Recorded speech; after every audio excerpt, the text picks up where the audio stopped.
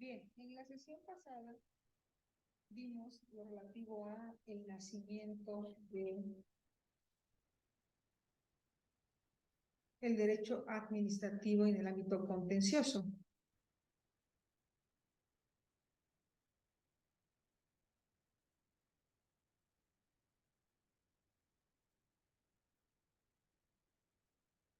Y vimos que hubieron determinadas leyes o determinados eventos que fueron puntos para el nacimiento del ámbito administrativo. Ahora bien, uno de los puntos importantes a considerar, como habíamos manifestado en la última clase, es definitivo el Francia. Francia, y hablábamos de cuál era el periodo o cuál era el ambiente que se vivía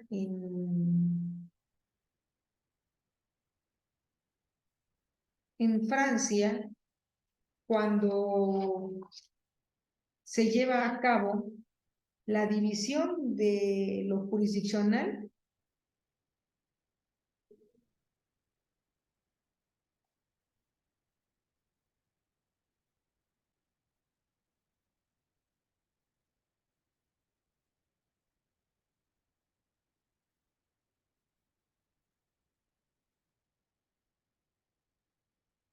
Hay que recordar que el momento en el que la sociedad se encontraba en Francia era una devastación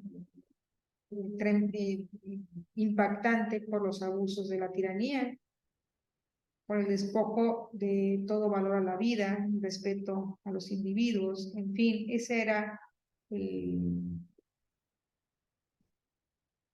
escenario que se vivía. Ahora, las nuevas ideas tenían su mejor campo de expresión en los famosos salones parisenses, también lo expresamos en la última clase. Una extensa obra, la enciclopedia de 1751-1772, dirigida por Diderot de Lambert, que reunían todos los conocimientos de esa época. Filósofos como Montesquieu, Nacen a la vida, Voltaire, Rousseau, en fin.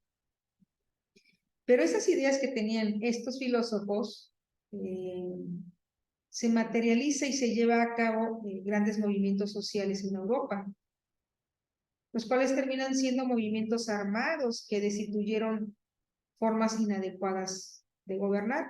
Ahora, vimos también que una de ellas, una de esas ideas fue la Revolución Francesa, de la cual emana el más claro ejemplo de que el gobierno, cuando se traslada al pueblo, a los horizontes de una república, pasa después por oscuras épocas, como la denominada época de terror, encabezada por Robespierre, quien en esa época fue el alma del gobierno en Francia. Vimos también que nace o aparece Napoleón Bonaparte, personaje militar que llega a ser un gran estadista, que revolucionó en su totalidad las reglas y normas jurídicas establecidas en esa época. ¿Cuáles eran las instituciones de las cuales toma batuta, toma el liderazgo para poder hacer crecer a su pueblo? Porque en realidad, y con base en estas en estos testimonios podemos advertir o podemos traducir que en realidad era un personaje que luchaba por su pueblo. Uno de ellos fue la Constitución del 10 de noviembre de 1799, conocida como la del año octavo. Confió al poder ejecutivo a 3 cónsules y empezamos ya con las elecciones de cada uno de ellos en cuanto a periodos, en este caso 10 años, y el poder legislativo a 4 asambleas. Ya las mencionamos, pero las vamos a repetir para poder recordar esta parte, el Consejo de Estado, Tribunado, el cuerpo legislativo y el Senado. Obvio es que él se nombra como primer cónsul, Napoleón Bonaparte. Otra de las grandes aportaciones lo fue también el haber fundado la Legión de Honor en 1802, el haber saneado al erario público, creando el Banco de Francia de 1800, redacta el Código Civil de 1802, que lleva su nombre y favoreció las artes y la enseñanza. Esto es que el poder legislativo se confió no solo en un parlamento, al sistema donde se discuten y resuelven asuntos públicos, como sucedió en otras latitudes, sino en 4 asambleas representantes populares, de las cuales una de ellas era el Consejo de Estado. Aquí hay que entrecomillar lo siguiente, que Napoleón establece el Consejo de Estado y lo dota de facultades jurisdiccionales. Lo hace a nombre de la separación de poderes para impedir que los viejos parlamentos, como se denominaban los tribunales del antiguo régimen, pudieran obstaculizar al Estado revolucionario. En efecto, los magistrados de esa época eran nobles o clérigos. La magistratura se compraba o se heredaba. Esta cualidad era en sí característica de varios países. Se trata entonces de una asamblea que, además de conocer asuntos legislativos, quitaba a los tribunales judiciales la competencia para juzgar sobre el funcionamiento de las instituciones del Estado. El génesis de esta nueva estructura de impartición de justicia administrativa obligó a la sociedad de aquella época a reformular y reorganizar usos y costumbres en la materia, llevando así a cabo la necesaria separación de poderes, evitando que el judicial pudiera inmiscuirse en situaciones meramente administrativas que apenas se estaban perfeccionando y consolidando. Una vez que Napoleón instituyó el Consejo de Estado, en la segunda mitad del siglo XIX surge lo que la doctrina francesa llama justicia delegada, el establecimiento de 2 órdenes jurisdiccionales, el judicial y el administrativo, que se podía resumir en que a partir de aquel momento la jurisdicción administrativa se desarrolla completamente autónoma de la administración pública, del poder ejecutivo y de la llamada jurisdicción judicial. Recordemos que en ese momento histórico que realza en Francia la división de 2 órdenes jurisdiccionales, heredándonos con ello la autonomía de la impartición de justicia, incluso en materia administrativa, y que nos explica por qué nuestro actual Tribunal Federal de Justicia Fiscal y Administrativa, antes Tribunal Fiscal de la Federación, goza de autonomía en impartición de justicia. Ahora, veremos cómo la idea europea y específicamente francesa del procedimiento contencioso administrativo se instauró en México. La trayectoria por la que tuvo que caminar hasta lograr su perfección como una jurisdicción administrativa autónoma, respaldada por todo principio de legalidad y reconocimiento de validez ante las demás materias jurídicas.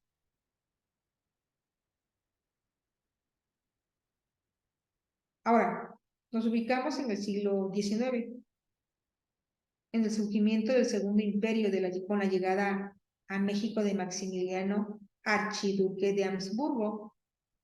Son momentos tensos para el país, puesto que el gran bloque conservador se daba un gran respiro por tener de algún modo una monarquía restablecida.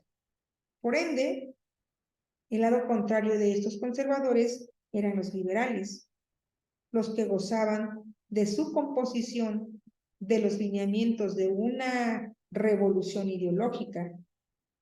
Ellos buscaban transformar los antiguos y sosos esquemas sociales en los que el clero y los conservadores tenían de nuevo el mando político y económico, denigrando una vez más toda oportunidad de igualdad y derecho social.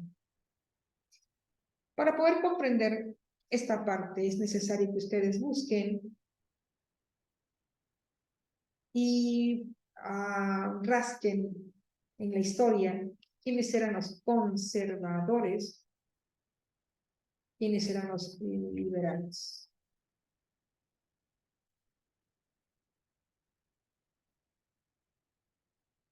En medio de esta encrucijada social y política se encontraba dentro del gobierno imperialista el licenciado Teodosio Lares, al que se le atribuye la creación de la ley para el arreglo de lo contencioso administrativo del 25 de mayo de 1853, más conocida como la Ley Lares. En este mismo año presentó Lares un proyecto de un tribunal de contencioso administrativo, el cual estaba inspirado en forma íntegra y total en la legislación francesa. Sin embargo, no se promulgó la ley, no entró en vigor y por lo tanto no se aplicó, por lo que solo quedó en el primer intento de creación legislativa en la materia del siglo XIX. Dicha ley permitió la aparición entonces de manera formal de la materia administrativa, aun cuando no se llevó a cabo por la atmósfera imperialista y reformista que sucumbía a México en aquella época.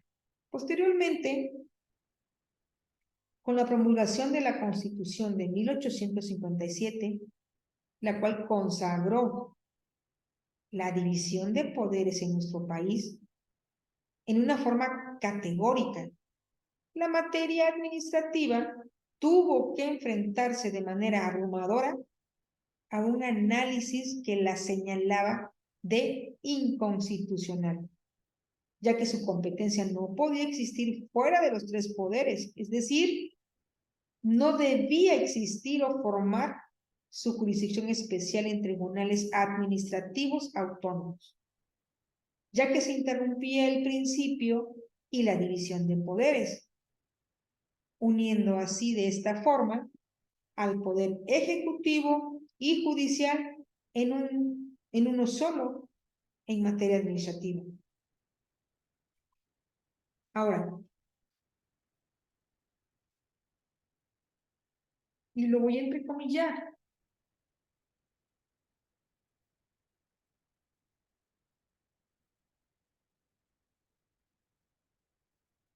el poder administrador,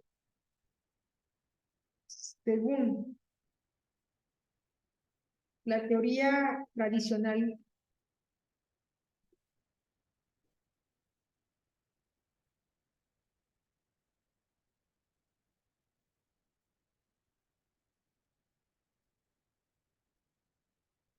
un reinante, es manifestación de un solo poder, el poder ejecutivo.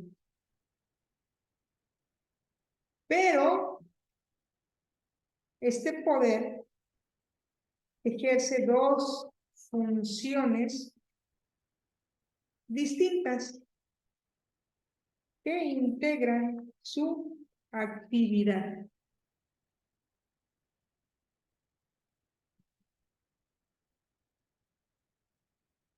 Funciones políticas, es decir, actos de gobierno, y funciones Administrativos. Actos administrativos. Luego,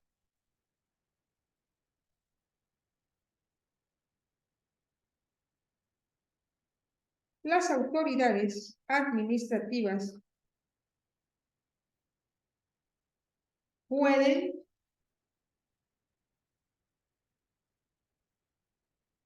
ser de dos órdenes.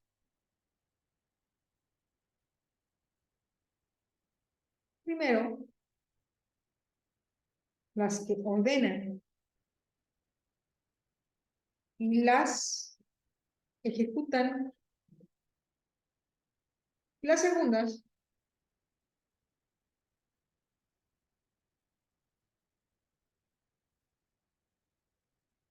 las que juzgan. Con esto les digo, tiene un significado bastante importante y que podemos desglosar. Lo anterior laceraba a los legisladores de la época y se decidió que la competencia administrativa sería resuelta por medio del juicio de amparo. Ignacio Vallarta, ministro de la Suprema Corte de Justicia de la Nación, se negaba rotundamente a que hubiese tribunales administrativos por ser una jurisdicción anticonstitucional, la cual no respetaba la hegemonía y división de los poderes. Les voy a pedir, por favor, que busquen la palabra hegemonía, ¿correcto?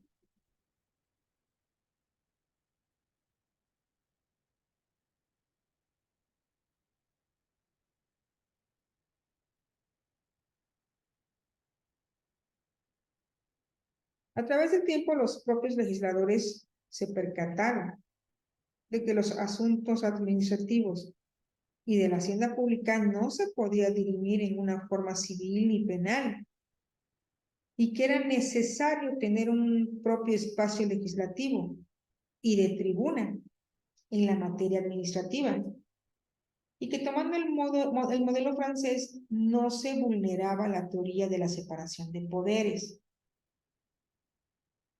Es hasta ya bien entrado este siglo, en el mes de agosto de 1936, cuando se promulgó la ley creadora del Tribunal Fiscal de la Federación. Fue una ley que no surgió del Congreso de la Unión, sino se promulgó por el presidente Cárdenas en uso de sus facultades extraordinarias. En esa época y mucho antes, el Congreso no legislaba, solo se limitaba a otorgar facultades extraordinarias al presidente de la República para que emitiera disposiciones legales.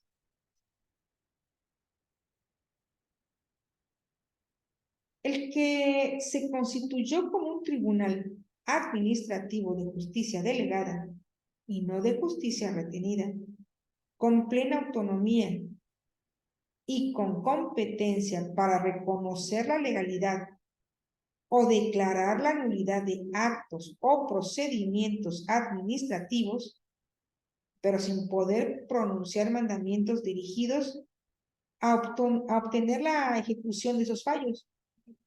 Pues en caso de resistencia, debía acudirse al juicio de amparo.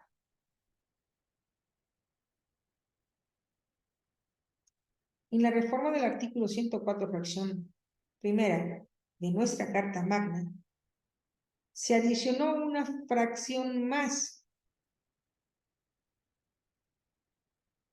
que fue fracción 1b, en la cual por primera vez se consignó a los tribunales de lo contencioso administrativo de una forma clara y contundente, lo que permitió que se determinara su constitucionalidad y acabar con tanta polémica respecto a ellos.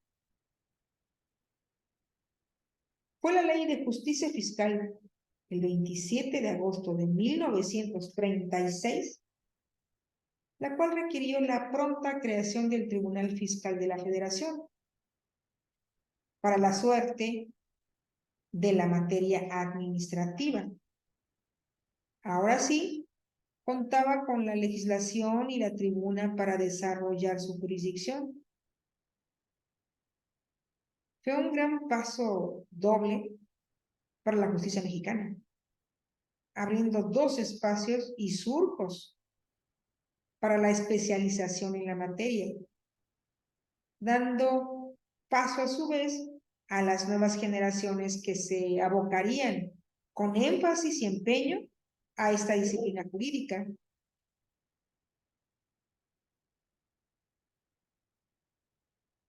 Su composición original fue de 5 salas, integradas por 3 magistrados.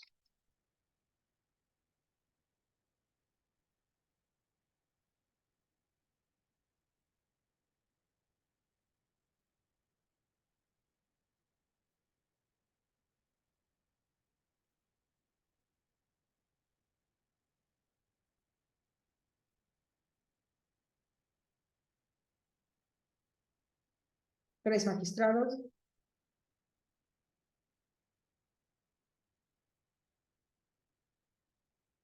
5 salas,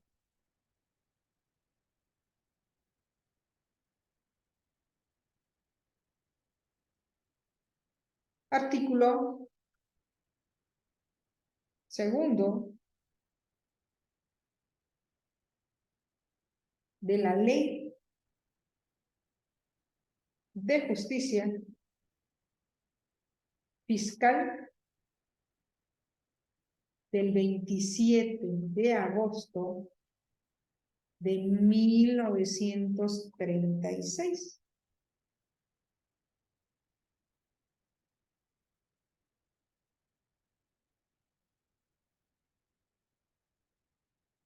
En la exposición de motivos de la creación del tribunal en la mencionada ley, se mencionó que se creaba un tribunal contencioso administrativo con carácter de anulación.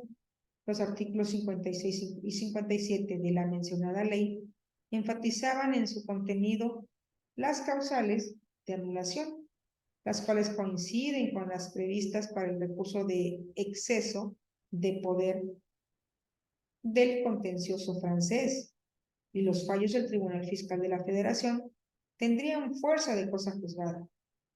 Ahora, las figuras históricas legislativas en el contencioso administrativo en nuestro país fueron las siguientes, y eso es importante que ustedes lo tengan presente. ¿Por qué? Porque las voy a preguntar en el examen, pero también como actividad. La primera, bueno, figuras históricas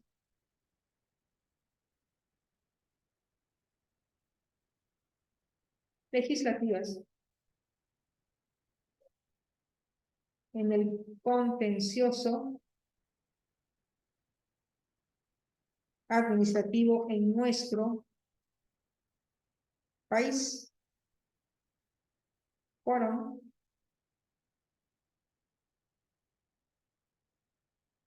uno, ley para el arreglo de lo contencioso administrativo de 1853. Dos, ley de la tesorería de la Federación de 10 de febrero de 1927. Tres, ley de justicia fiscal de 1936. Cuatro, el Código Fiscal de la Federación de 1938. Y finalmente, 5. Código Fiscal de la Federación de 1967.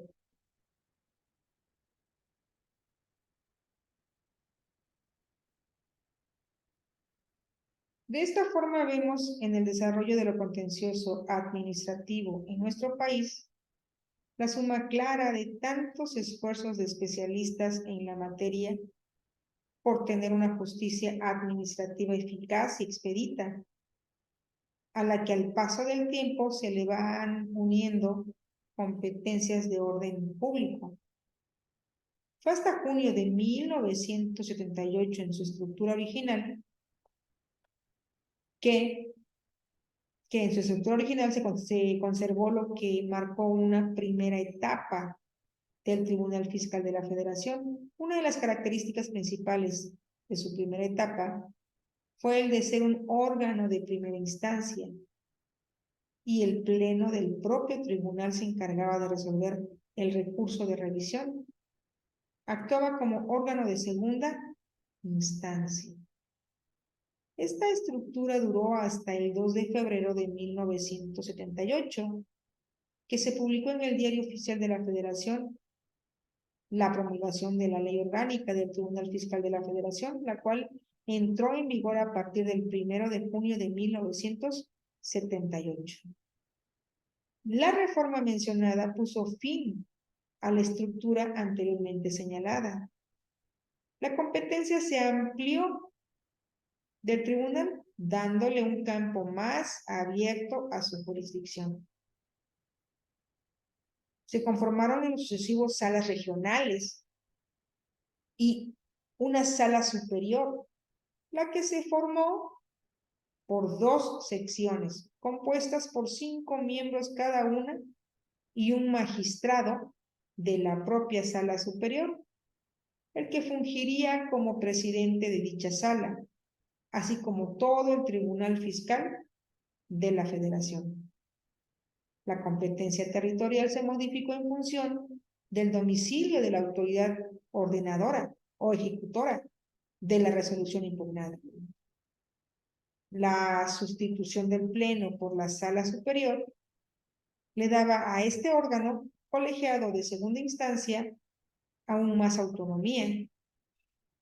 Uno de los resultados de este buen ánimo de cambios y reformas al tribunal fueron la regionalización de las salas en el territorio nacional, lo cual permitió que el gobernado estuviera más cerca de las materias fiscal y administrativa, difundiendo a su vez toda una cultura fiscal por todo el país, llevándonos a hacer un pequeño comparativo entre la regionalización del tribunal en estudio con el fenómeno de regionalización en Francia, cuando en el año de 1954 los consejos de prefectura fueron sustituidos por los tribunales administrativos regionales.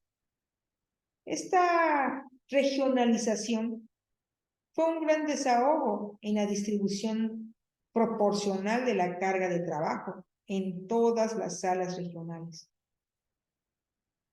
Sin embargo, con el transcurso del tiempo, lo anterior prevaleció hasta que no se le atribuían al propio tribunal más competencias y asuntos, situación que duró poco por la gran demanda de litigios. Las consecuencias eran desastrosas, pero reales, porque se tuvo que reorganizar y realizar cambios.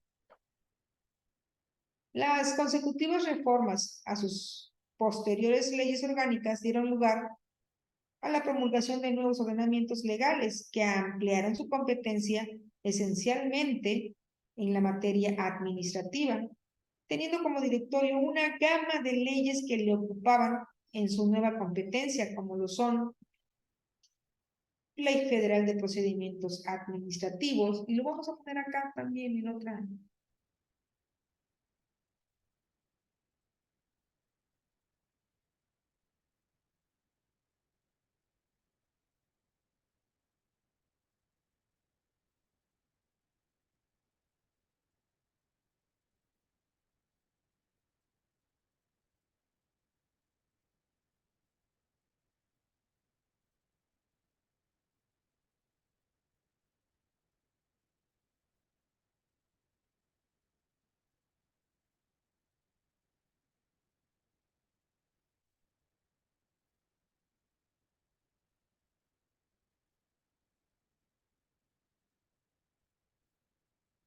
Ley Federal de Procedimiento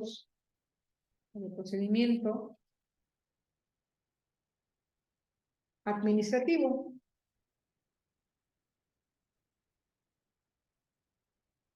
Dos, Ley Federal de Responsabilidades de los Servidores Públicos. Tres, Ley Federal de Responsabilidades Administrativas de los Servidores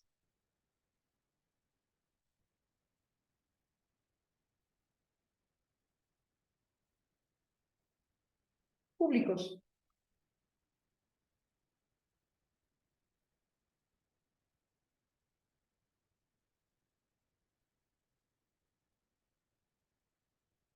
Cuatro, Ley de Servicio de Administración Tributaria.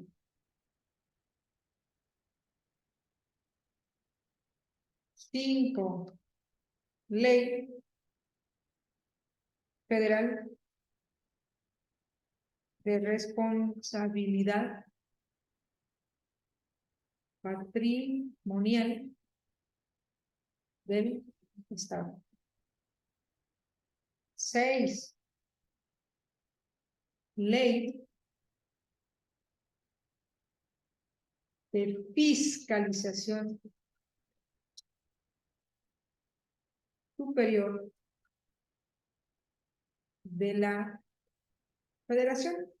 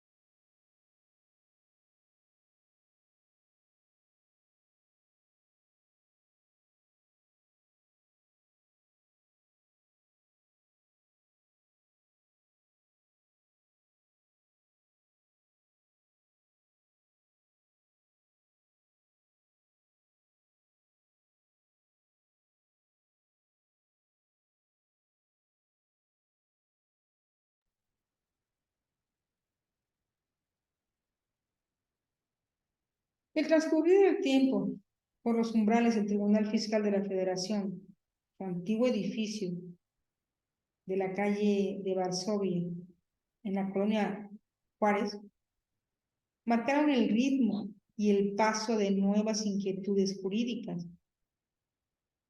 las que iba demandando la sociedad mexicana rumbo a un modernismo.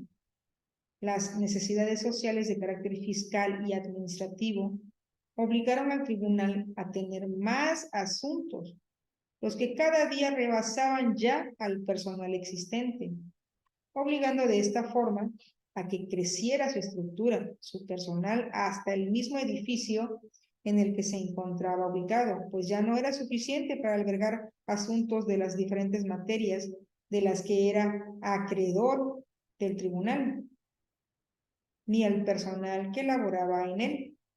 Esto obligó a buscar y encontrar nuevos espacios, los cuales permitiesen el pleno y justo desempeño de las funciones del Tribunal Fiscal de la Federación. Lo anterior en virtud de que la denominada zona metropolitana que comprende el Distrito Federal y el Estado de Morelos provocó o provoca una gran concentración de negocios debido a la concentración de las actividades políticas, económicas, culturales, educativas y de todo tipo en esta zona territorial. Tiene como resultado la saturación de asuntos que a resolver en la materia que nos ocupa. Un ejemplo de ellos son la facultad de atracción y la concentración de litigios en materia de propiedad intelectual. La asignación de una mayor competencia material del tribunal le ha llevado a conocer de asuntos en materia de fiscalización superior de la Federación, comprendiendo aquellas controversias que surgen entre los entes fiscalizadores y los servidores públicos responsables, controversias sobre responsabilidad patrimonial del Estado, sobre responsabilidad de servidores públicos del Estado, sobre medio ambiente, sobre seguridad social, sobre la Procuraduría Federal del Consumidor.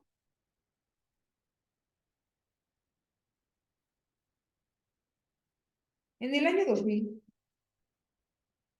fue modificado su título por el Tribunal Federal de Justicia Fiscal y Administrativa para resolver la competencia en materia administrativa y la gama de esta en dicho tribunal. La promulgación de la Ley Federal de Procedimientos Contenciosos Administrativos el 1 de diciembre del 2005 marcó otra etapa importante en la vida del presente tribunal. Esta nueva ley con matices de materias meramente administrativas llamó a nuevas competencias materiales a que sean adoptadas por el tribunal, como lo son la interpretación y cumplimiento de contratos de obras públicas, pensiones civiles y militares, entre otras. Esta ley se podría decir que se hizo un tanto a la medida de la Ley Federal de Procedimientos Administrativos, a los actos, procedimientos y resoluciones de la Administración Pública Central, excluyendo a esta última de su aplicación a las materias de carácter fiscal, la responsabilidad de los servidores públicos, la justicia agraria, la justicia laboral, las funciones constitucionales del Ministerio Público y en relación con las materias de competencia económica, prácticas desleales, de comercio internacional y financiera, únicamente les resulta aplicable al título tercero A.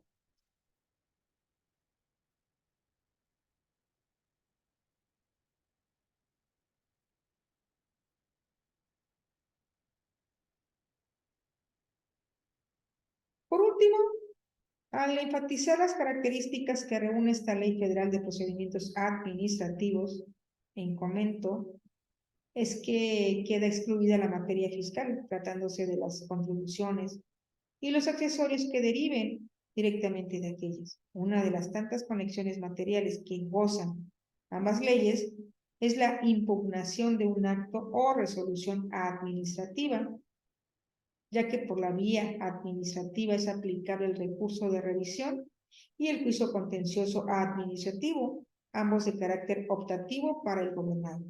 En la práctica, dadas las ventajas de objetividad, profesionalización y el prestigio acumulado del que goza el actual tribunal Federal de Justicia Fiscal y Administrativa, provoca que en un buen porcentaje los interesados elijan la vía contenciosa administrativa antes que el recurso de revisión. Obvio. Lo anterior ha incrementado de forma notable la competencia material y el número de asuntos que tienen que resolverse, haciendo notoria una carga excesiva de trabajo para el tribunal, lo que impulsó de manera importante a buscar otras rutas dentro del mismo procedimiento contencioso administrativo para el desahogo y la resolución de actos o resoluciones administrativas. Una ruta eficaz y segura bajo el marco de la legalidad sería la implementación de recursos de interpretación dentro del juicio contencioso administrativo, que es el tema que es importante revisarlo y que sería un momento óptimo para empezar a buscar las vertientes adecuadas de